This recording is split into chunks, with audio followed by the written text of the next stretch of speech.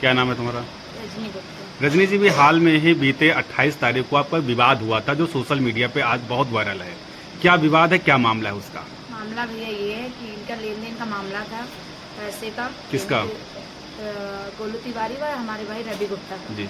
तो इनसे रवि गुप्ता से इन्होंने पैसे लिए थे जब इनके पिताजी की तबीयत खराब थी, और जब फसल कटी तो इन्होंने गेहूं किसी और को दे दिया और मेरा पैसा भी नहीं दिया। तो उसी के चलते बार बार इनको बोला जा रहा था कि पैसे दे दो। इन्होंने आज तक 13 महीने हो रहे पैसे वापस नहीं किए। टलकाते रहे, टहलाते रहे, ऐसे ही बताते रहे कि दे देंगे दे देंगे।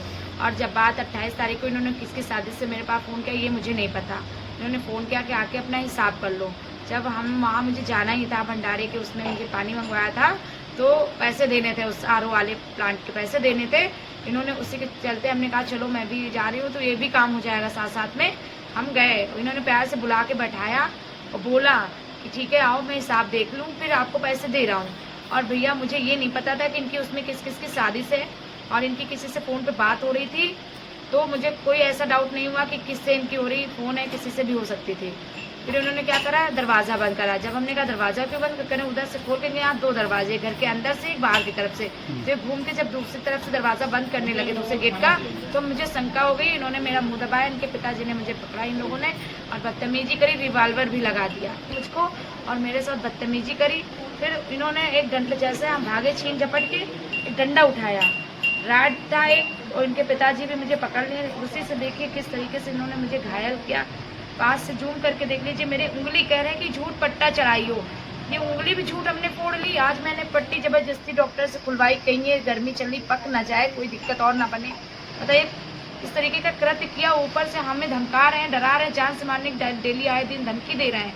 मुझे ये सबसे ज्यादा है कि प्रशासन से शिकायत कि इन लोगों ने अभी इसके विवाद में आपने कहाँ कहाँ तहरीर दी है? मैंने अभी अपने नजदीकी थाने मोरावा में दिया है तहरीर, जिसका मुकदमा भी पंजीकृत हो गया है।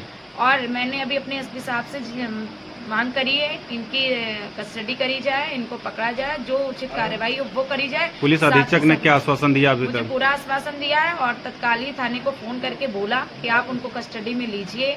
अभी वो लोग फरार हैं, इधर उधर घूम रहे हैं, और अगर ये गलत कृत्य न किए होते तो क्यों इधर उधर फरार होते। आपकी तरफ से मुकदमा कई कारणोंवश मुकदमा कई धारों में लिखा गया है, इसके बाद कार्यवाही के लिए क्या आप चाहती हैं? मैं चाहती हूँ कि इनको सीधे पहले थाने बुला के इनसे पूछताछ करी जाए कि इन्होंने एक महिला के साथ किसके कहने से, किसके साजिश से इन्होंने ऐसा कृत्य करा।